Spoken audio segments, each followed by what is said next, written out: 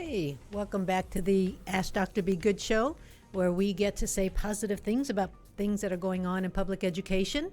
And today we have an especially interesting show where we're going to share research about the bilingual brain and how that has led us to actually have the type of programs that we have at Legacy. So let's go around the room to first introduce who we have with us today.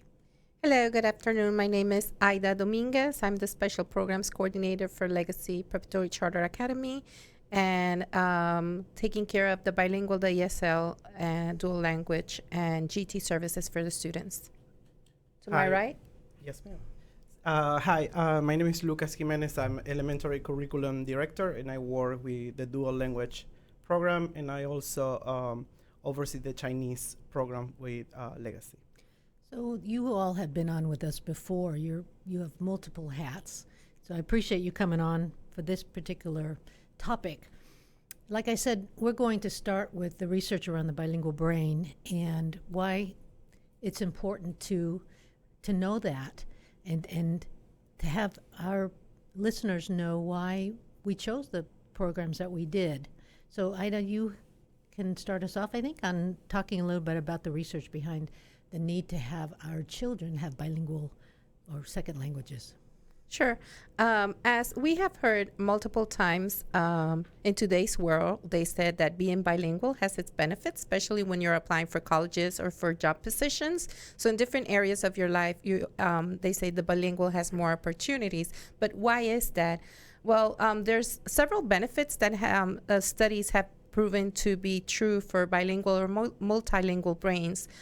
For example, a bilingual brain staves off dementia, so that there are studies that prove that the correlation between language development, different languages, and delayed dementia is proven by those studies, or even bilingual individuals take long to develop the Alzheimer's disease symptoms. So that would be another proof of that it staves off dementia. Other of the benefits that we can find in bilingual brains or being bilingual is the improved cognitive skills and greater control over literacy skills. So different studies, for example, those of the York University, tells us that bilingual tend to enjoy far sharper cognitive skills, keeping the brain constantly active and alert. It also talks about easier time focusing on tasks and switching between tasks. So the bilingual brain has the capability to multitask at a faster rate than the monolingual counterpart. And also other studies say that it has displayed heightened concentration under assignments when they are performing the studies. Other of the points or benefits for them is heightened creativity. So it says that bilingualism nurtures the outside the box thinking versus the monolinguals, and they're also, again, able to multitask because of the bouncing back from one language to the other. Also, denser gray matter and higher scores on intelligence tests, and they said that the bilingual brain possesses more gray matter at a higher density than the monolingual brain. It also talks about a study done by the Wellcome Development Imaging and Neuroscience Institute, where they say that the left side of the brain, which influences the language skills, has more neurons or more activity on that left side of the brain, and being that said, that's why it tends to have a little bit more, it tends to be a little bit more heavier than the right side. But that also is verified through studies conducted not only in the 1980s, but also before that and after that. And it's called that it has greater intellectual flexibility. So what about those rumors out there that a lot of people have that if you expose children to a second language or even a third language early on, that it confuses them? Well, I would have to defer on that. I was a bilingual teacher in a dual language classroom in first grade, which are the students starting their academic lives. And I could see how that really help them develop language skills and transfer that knowledge between different content areas. In my personal experience as well, I grew up with 3 languages, not 2, with 3, and I think I came out pretty well. So, Well, and of course I set you up for that question because I was 3 when we went to Argentina and ended up speaking more Spanish than English. My sister was 2 and my brothers were born there. And not only did it not end up confusing them for life, but my brother ended up a lawyer. you know, I think I turned out okay, depending on who you ask. And then, so I think that there's a myth out there about learning or exposing kids too early. And indeed, I think in our previous discussion, we've heard that it is true that the baby brain gets confused, but the confusion leads the baby brain to figuring out how to manage those 2 or 3 languages very well. yeah, it's the stage called the interlanguage, where that brain is figuring out both languages at the same time, and you might hear that they're starting a sentence in one language and finishing in another language, or maybe a word. They're combining 2 languages for the same word, and they just create a new language. But it's part of the process of learning or developing those language skills. It's one of the steps of acquiring a second language. Yes, it's amazing to me how we have so many Americans who think that exposing kids to another language is bad for them early on, when in fact, in Europe, it's done from day one. One parent may speak one language, another one speaks another. In school, they may speak a third language, and it's done just as a matter of course without any thought to it being bad for children. Matter of fact, they know it's not bad for children. So we need to get better as a society here in the United States at accepting the fact that we need to know more than one language. And it's just culturally, as a people, I think when we accept another language, we're also oftentimes being more accepting of that culture. So while you were talking, it made me think of a phrase, el que sabe 2 idiomas vale por 2. He or she that knows 2 languages is worth double. I know that almost every job I've ever gotten is because I speak Spanish. I agree with you. Well, thank you. So the research on the bilingual brain led me, when I wrote the charter, to write about what type of program we would need to structure this learning. And so I chose the dual language program. But Lucas, and this is your area, can you talk a little bit about the different programs I could have chosen and why maybe it was good that I chose the dual language program? Sure, I think it's important to understand the difference between a remedial program and a dual language program.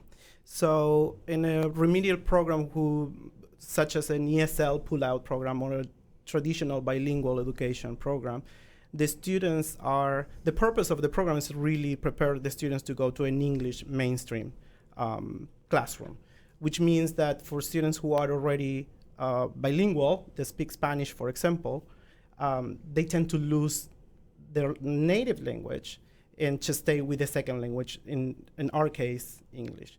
So the big difference is with the dual language program, which is what we have in Legacy. Students who already speak a heritage language maintain and develop that language, and the students who are monolingual develop a second language. And I think the success of that program is because the dual language incorporates the second language in content areas. Therefore, the language is kept in a natural context, and there's a purpose for using the language. It's used in a real world context, and that way students are able to internalize the language. So in our case, we use it through social studies. Social studies, yes. So, and I think, moreover, for us in Legacy, because we have a PBL program, it is incorporated in different areas, different subjects of inquiry for the students. So it is used in our classrooms. I mean, we see it in kindergarten, first grade, third grade, where the students are using the second language, and the Chinese language too now, the third language in our case, in real context and with activities that are engaging, where the students understand why they're using the language. So it's not actually taught in isolation, like in a remedial program. Yes, matter of fact, if listeners want to hear more about that, they can go to our Chinese podcast that we did Mm-hmm. a few weeks back, where we It- had the first grader Yes. whose dad actually works for us, but they're from Cuba, so they speak Spanish in the home Yes. and English, and now she's learning Chinese. And this is her second year. She came and talked to her Chinese teacher and sang, and that's what we want. Yes. Perfect example of what we're looking for.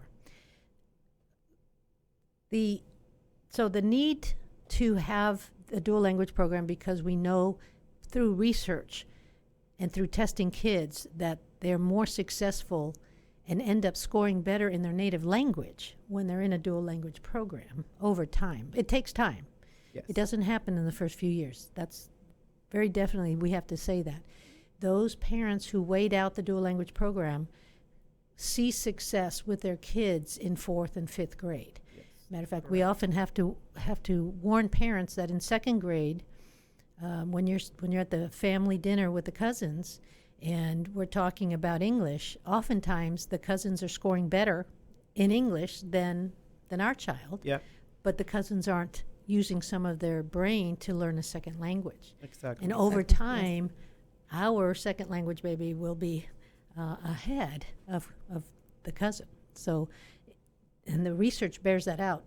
5 to 7 years. Study after study, yes, but it's a waiting game. Yeah. So, we have this research-based opportunity for parents to put their kids in a, we call it dual language program, but it's a triple language program. So how do we get the teachers? We are in the DFW area. We have Dallas ISD, we have Plano, we have Richardson, we have Mesquite, all around us, who also have bilingual programs. And then in some cases, in some schools, they have a dual language program. Not all of them, but we all require actually the same type of teacher.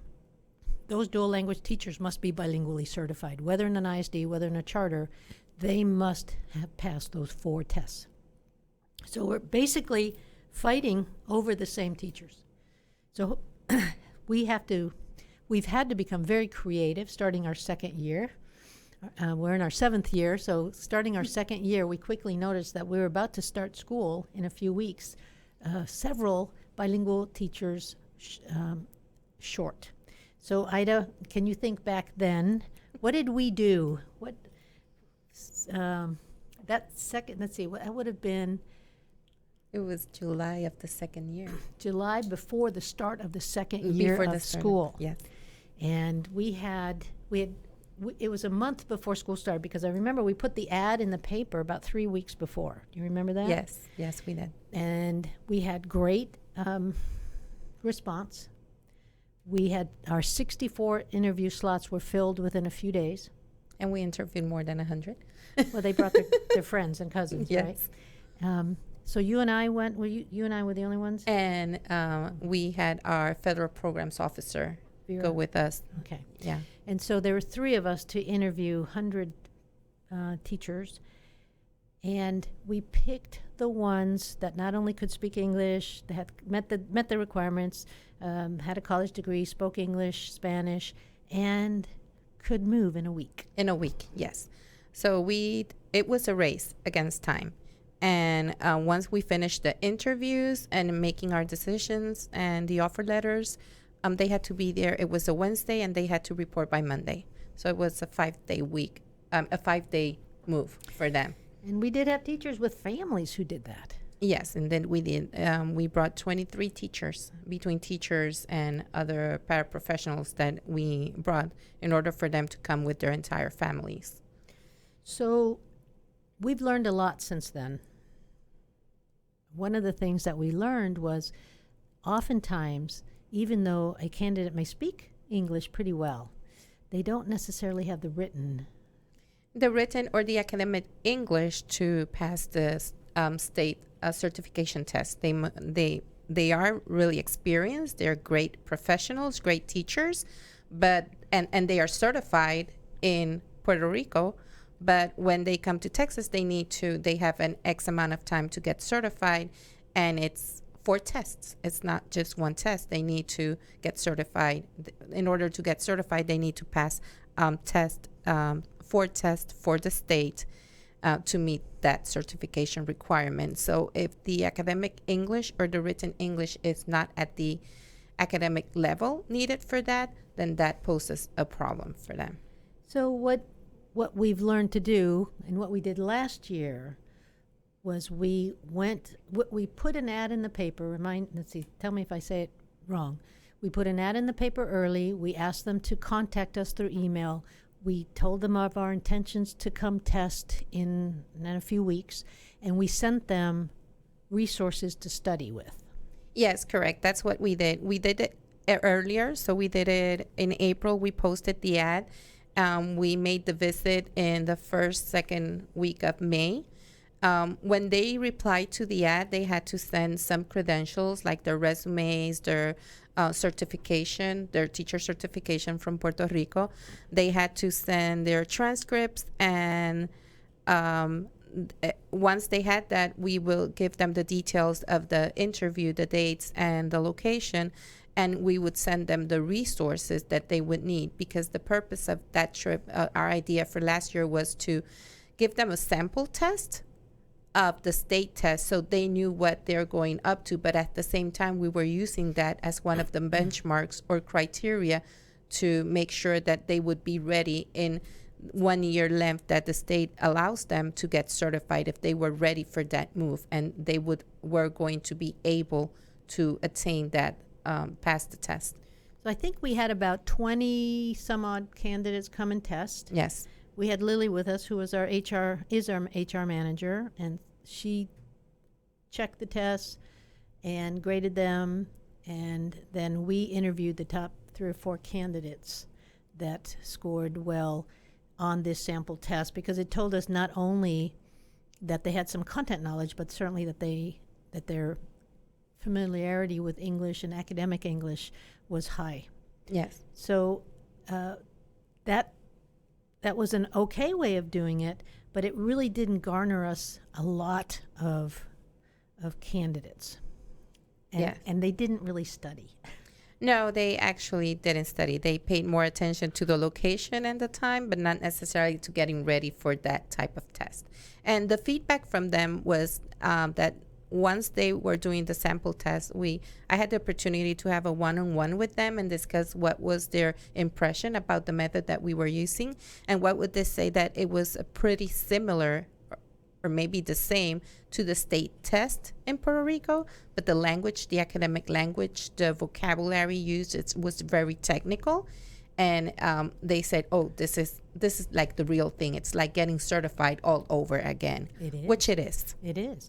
Yes, even though the Puerto Rican certified teacher is granted an immunity for a little bit, a year or so, year or two, they don't have much more than that time to pass our Texas teacher test. Yes. So what did we do different this year? So this year we posted the ad earlier than last year. So, and the decision is to start doing orientations about In person. Orientations in person to those bilingual teachers in Puerto Rico that are interested to move to Texas. And these orientations are about who is Legacy, what is the process for interviewing for Legacy, and what is the state certification process. So it's to put that out front for them to understand that this is not just packing my things and moving. There's a lot of things that need to happen throughout 1 year. So getting used to moving to a new place, even though Puerto Rico is a territory of the United States, there's a cultural difference. There's difference in the educational reform as well. So they need to get used to that, getting used to not having the family or friends next to them. And besides that, they also need to start preparing for the state test. So what we're doing is doing this interview process in person, so they see us, and in that way they would take it more seriously when we send the resources and they actually start studying, because they already know what they're going to face ahead of time. We thought maybe if they actually saw us and we talked about Legacy ahead of time and got them to be more interested in wanting to come and join us, that they would feel more apt to actually study and use the study materials that we sent them. So this is a little bit of an experiment this year. I hope that it pays off. Now, what we're doing in addition to that, and we hadn't thought about it until on the plane on the way back, was to start Skyping every week or every other week. And we're now Skyping with candidates who missed the visits. Orientation. Yeah, the visits. We hit 3 cities. Yes. And I don't know if it's good or bad to say that Ida and I did not set one foot on a beach while we were there. We didn't have We time. didn't. We were that busy, but we even drove 2 hours that Sunday to go to a city away from San Juan to catch candidates who wouldn't normally come to San Juan to meet with us, and we found them. we did find them, but we missed some, and so now we're Skyping with them. We're going through the orientation PowerPoint, and we're in essence hopefully having a similar impact in that they're getting to know us. They're hopefully having an interest enough in us, even if it's just Skyping, because we're going through the same information, and they will study. And then when you and Lily go back at the end of March, That yes, you will have more teachers who score higher than we had last year. Yes, that is what our intent is. So, grand experiment. All right, now let's talk about what else we do, because we're very lucky. We're one of the few charters, I think we're only 3 charters in the VIT program. Can you talk about the VIT, what it is, and some details about it, please, Lucas? Yes. So the VIT is a Visiting International Teachers program that is between the government of the United States and the Ministry of Education in Spain.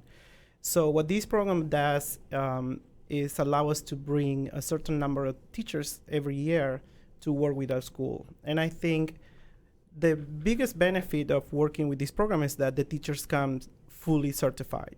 So in that way, for legacy, for our school, it makes it a little bit easier to have these teachers, in the sense that compared to the teachers from Puerto Rico, for example, that they have to go through the 4 tests, certification, and certification programs.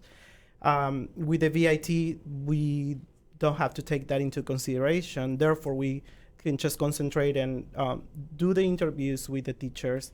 And then I think the biggest part is to help them with their transition when they come to the United States, because that's the biggest change for them. Some people might be asking, well, why don't you just go to Spain and get your teachers? Well, yeah.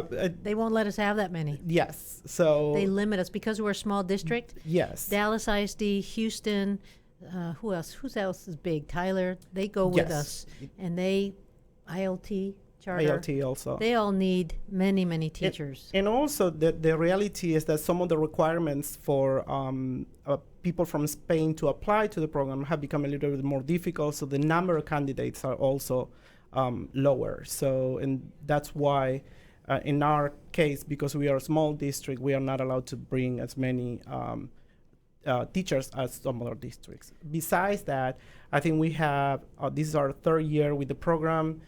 Fourth year with the program. We have teachers who have been with us from the beginning of the program.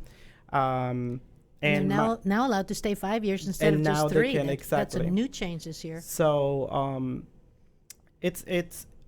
I think the benefit also is the fact that we're bringing teachers who have a strong international experience. Most of them have either studied abroad or worked abroad for a couple of years. So to me, that's one of the most exciting things of working with these teachers, because they're very eager to share their culture and their international experience with our students. And that's one of our missions and legacy to help our students to become global citizens. So that's a big benefit for us. What cultural things do they have to do as part of their program? One of the requirements is for them to do 2 events or activities between their school that are working here and one school in Spain. I have seen projects where the kids record messages in Spanish for the students in Spain, and they will receive a message back from students in Spain. So it really is an exchange program, because that's what it is called, as a cultural exchange program. So it is required, and for us, it's something that we really support and believe in. So it's a really great program. Well, if I'm remembering correctly, we have 24 Puerto Ricans that work for us right now. How many Spaniards do we have with us? I believe like 11, 12, yes, between 11 and 12. 11 yes. and 12. And I think they're letting us bring 5 back, although they say 5 and then we Yes, we ended up And we end bringing up with some 8. more. we end Yeah. up bringing more. Piggybacking on what Lucas was saying about and the VIT program, which was had a date of expiration of 3 years, and now it has been extended to 5 years. When we bring the teachers from Puerto Rico, it's a different sense. They do need to test here because it's a permanent change for them. I mean, they are leaving everything behind to move and make their new lives here. So they come to stay. That's the purpose of they moving here. So it's a different perspective as well, but it's also really enriching for our students. It's part of our global mission here at Legacy, that they bring their culture, because even though it's a territory of the United States, like I previously said, they have their own culture and they're really proud of their culture. So they do want to share, as well as the Spaniards do. They want to share their cultural insights from Puerto Rico. Just sharing over and over that it's an American territory surprises people. You know? Yes. Yeah. It surprises, they'll ask about, are they H-1Bs? An H-1B, for those of you that don't know, is what it would take to bring an international teacher over. But because Puerto Rico is an American territory, they are American citizens, so they don't need a passport. They don't need any of that. Our Spaniards don't need it either because of the agreement between the governments.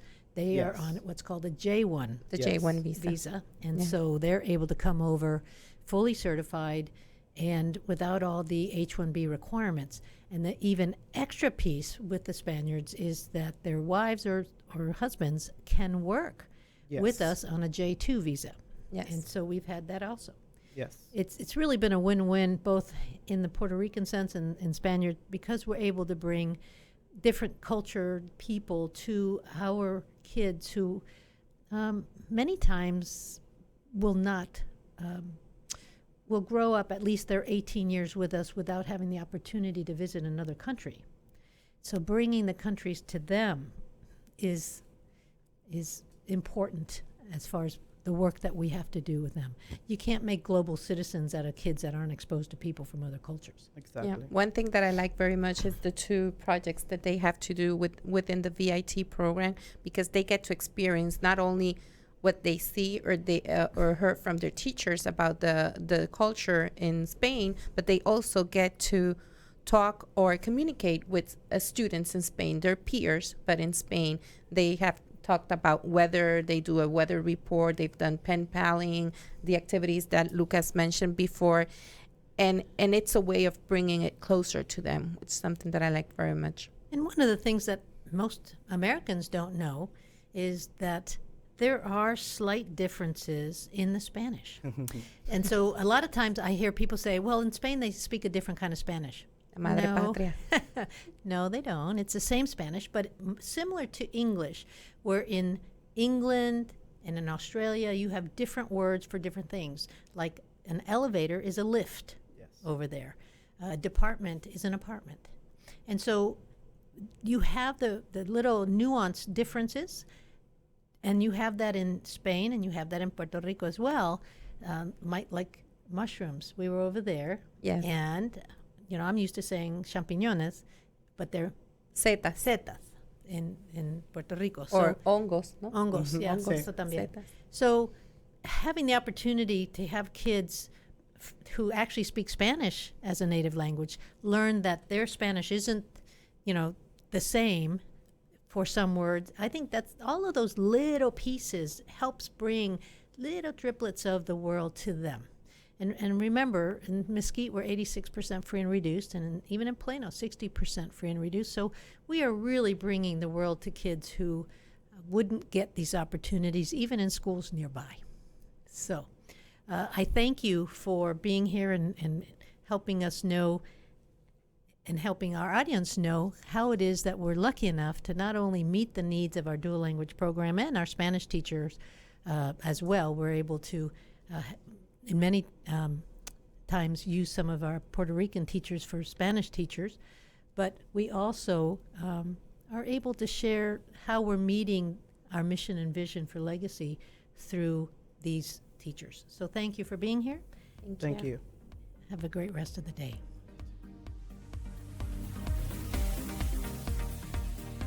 Thank you for tuning in to the Ask Dr. Be Good show. For more information on Legacy Preparatory Charter Schools, visit our website, legacypca.com, or call 469-249-1099. And remember to like us on Facebook, where we stream live weekly Tuesdays at 3 p.m.